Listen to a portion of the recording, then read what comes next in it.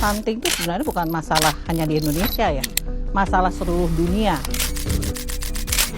Stunting menjadi masalah yang luar biasa dan kalau kita bisa lihat 2 tahun terakhir ini merupakan masalah yang diprioritaskan oleh pemerintah. Pemerintah secara konsisten melakukan intervensi untuk mengurangi dampak kekurangan gizi kronis yang berakibat pada kegagalan dalam mencapai tinggi badan yang normal.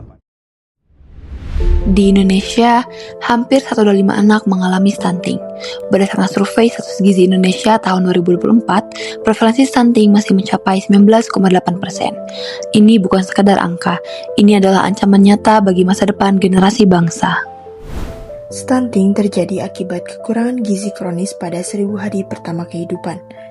Dampaknya tidak hanya pada pertumbuhan fisik, tapi juga pada perkembangan kognitif, kemampuan belajar, hingga produktivitas di masa depan. Anak yang mengalami stunting cenderung memiliki kemampuan berpikir yang lebih rendah, dan juga berisiko mengalami kesulitan dalam pendidikan. Selain itu, mereka juga lebih rentan terhadap penyakit tidak menular saat dewasa. Dalam jangka panjang, kondisi ini dapat menghambat pembangunan dan juga menurunkan kualitas sumber daya manusia di Indonesia. Pemerintah Indonesia sebenarnya telah menjalankan berbagai program untuk percepatan penurunan stunting. Namun, dalam pelaksanaannya di lapangan, masih terdapat berbagai tantangan yang cukup signifikan. Salah satunya adalah rendahnya kepatuhan ibu hamil dalam mengonsumsi tablet tambah darah. Selain itu, sistem monitoring dan pelaporan gizi juga masih belum berjalan secara real-time.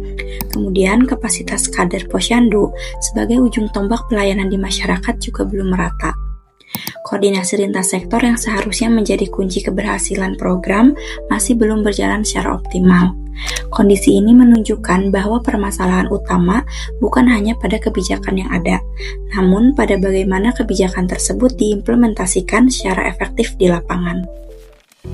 Untuk mengatasi permasalahan ini, diperlukan pendekatan yang tidak hanya berfokus pada anak, tetapi juga menyentuh lingkungan terdekatnya, yaitu keluarga. Pendekatan berbasis keluarga yang terintegrasi dengan layanan kesehatan primer menjadi salah satu solusi yang direkomendasikan. Melalui pendekatan ini, keluarga didorong untuk berperan aktif dalam memastikan pemenuhan gizi, pola asuh yang tepat, serta pemantauan tumbuh kembang anak secara rutin.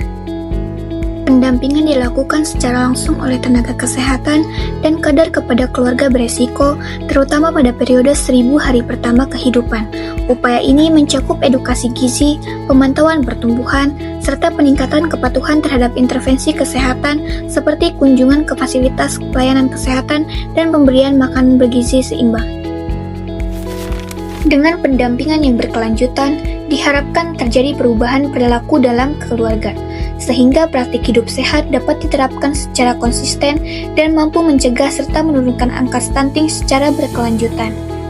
Oleh karena itu, pemerintah daerah, dinas kesehatan, serta tenaga kesehatan perlu segera mengintegrasikan pendekatan berbasis keluarga dalam program penurunan stunting.